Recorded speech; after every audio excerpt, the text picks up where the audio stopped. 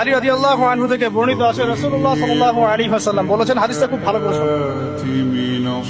রাসূলুল্লাহ সাল্লাল্লাহু আলাইহি ওয়াসাল্লাম বলেছেন, যখন আমার উম্মত এই 15টা পাপে লিপ্ত হবে, এই 15টা পাপে লিপ্ত হবে, তখন তাদের উপর আল্লাহর পক্ষ থেকে আযাব এবং গজব আসতে শুরু করবে। হাদিস আসলে অনেক আছে, কিন্তু সবগুলো বলার সময় থাকবে না, আমি মূল কয়েকটা বলছি, এগুলোর মধ্যে সব পড়ে যাবে ইনশাআল্লাহ। যখন আমার উম্মত এই 15টা কাজ করবে, তখন তাদের উপর আল্লাহর পক্ষ থেকে আযাব এবং গজব অবধারিত আসবে। এক নাম্বার পাপ যখন এই উম্মতের মানুষ করবে, যখন তারা গনিমতের মালকে ব্যক্তিগত সম্পদ মনে করবে। গনিমতের মাল বোঝেন? রাষ্ট্রীয় সম্পদ, পাবলিক প্রপার্টি, এটাকে যখন মানুষ ব্যক্তিগত সম্পদ মনে করে ব্যবহার করা শুরু, এটা কি মিল পাওয়া যায়? আচ্ছা। 2 নাম্বার, যখন কারো কাছে আমানত রাখা হবে, আমানত, এবং সে এটাকে ব্যক্তিগত সম্পদ মনে করবে। বুঝতে পারছেন? আমানত রেখেছে, এটা খেয়ানত না করাটাই কর্তব্য, কিন্তু এটাকে যখন ব্যক্তিগত সম্পদের মতো মানুষ ইউজ করবে, শেষ করে ফেলবে, নষ্ট করে ফেলবে, তখন আল্লাহর আযাব আসবে। 3, যখন মানুষ যাকাত আদায় করাটাকে জরিমানা মনে করবে, যাকাত দিতে চাইবে না, যাকাতটাকে জরিমানা মনে করবে। কি সমস্যা, কি বার্ডেন, যাকাত আবার দেওয়া লাগে কেন? আমরা তো ট্যাক্স দেই। যাকাতকে মানুষ জরিমানা মনে করবে। একটু চিন্তা করে দেখবেন যে বাংলাদেশে কত % মুসলিম নামাজ পড়ে আর কত % মুসলিম যাকাত দেয়।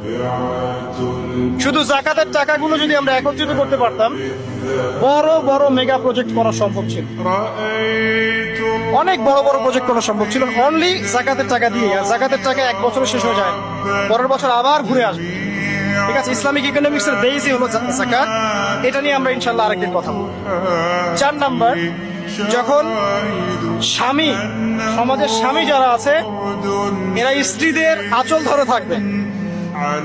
বুঝতে পারছেন? স্বামী স্ত্রীর আঁচল ধরে থাকবে, মানে স্ত্রীর অনুগত, স্ত্রী যা বলবে তাই।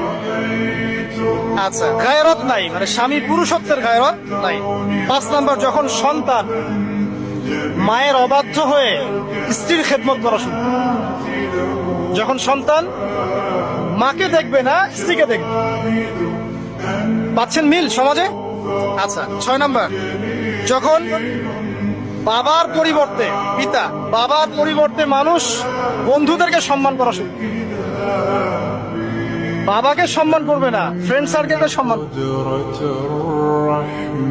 সুবহানাল্লাহ। এরপরে আসেন 7, যখন, আমার কথা রাগ করেন না, এটা হাদিসে আছে, যখন সমাজের নিকৃষ্ট মানুষদেরকে নেতৃত্ব দেওয়া হবে।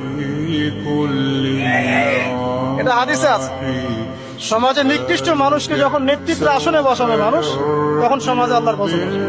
হাদিস তিরমিজি 2211 নম্বর।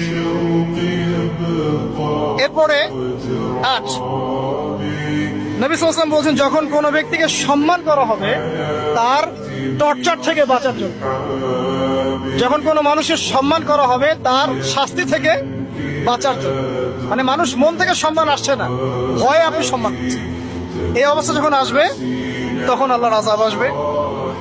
তারপরে 9, যখন মসজিদের মধ্যে, দেখবেন অনেক মসজিদ আছে বাংলাদেশে, মসজিদের মধ্যে হট্টগোল বেড়ে যাবে, মসজিদের মধ্যে হট্টগোল বেড়ে যাবে, আর মসজিদগুলো হবে চাকচিক্যময়, হেদায়েত উঠে যাবে। মসজিদ হবে চকচকা, তাজমহলের মতো এক একটা, কিন্তু হেদায়েত উঠে যাবে, মসজিদে হট্টগোল বেড়ে যাবে। 11, যখন পুরুষেরা রেশমি কাপড় পরবে, পুরুষেরা সিল্কের রেশমি কাপড় পরবে। পুরুষের জন্য স্বর্ণ আর রেশমি কাপড় পরা হারাম। এখন পুরুষের অনেকে স্বর্ণ পরে, রেশমি কাপড় পরে, এটা মহিলাদের জন্য জায়েজ। এরপরে 12, যখন প্রকাশ্যে মদ্যপান করা হবে, মদ্যপানের মধ্যে ভাই সিগারেটও পড়ে, আপনার গাঁজা, ইয়াবা সবই পড়ে। যারা প্রশাসনে আছে, আমাদের এখানে অনেক ভাই প্রশাসনে আছে, তারা জানে যে মাদকদ্রব্য নিয়ন্ত্রণ করতে তাদেরকে কত হ্যাসেল পোহাতে হবে। আর এমন এমন কেস আসে যে মানুষ আপনি কল্পনা করতে পারেন। আমি একবার বলেছিলাম যে এমন একটা যুগে আমরা বাস করছি যে এমন পাপ মানুষ করছে এখন যা না কোনো চোখ দেখেছে, না কোনো কান শুনেছে, না কোনো মন কল্পনা করেছে। এমন পাপ করছে। যখন প্রকাশ্যে মদ্যপান করা হবে, এবং লাস্টের দুইটা হচ্ছে 13, যখন বাদ্যযন্ত্রের সংখ্যা বেড়ে যাবে, বাদ্যযন্ত্রের চর্চা বেড়ে যাবে, এবং সর্বশেষ যখন গায়িকাদেরকে সম্মান করা হবে, এবং উম্মতের শেষের দিকের লোকেরা, মানে আমরা উম্মতের প্রথম দিকের লোকদেরকে গালিগালাজ করব। বুঝতে পারলেন? যখন মাদকদ্রব্য প্রকাশ্যে পান করা হবে, যখন আপনার রেশমি কাপড় পুরুষেরা পরবে, যখন বাদ্যযন্ত্র তৈরি করা হবে, চর্চা করা হবে, এবং গায়িকাদেরকে সম্মান করা হবে, এবং যখন এই উম্মতের শেষের মানুষেরা উম্মতের প্রথম দিকের মানুষদেরকে গালিগালাজ করবে। সাহাবীরা কি জানতো? আয়েশা রাদিয়াল্লাহু আনহা চরিত্র অমুক ছিল, এই ছিল, সেই ছিল, ইত্যাদি।